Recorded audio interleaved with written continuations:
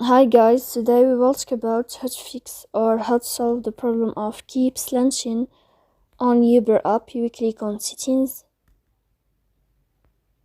In this page you can click on apps, default apps, app settings. On above you can search about Uber app and you will enter. Then you can click on first stop and you can click OK. After that you will enter to the window of storage.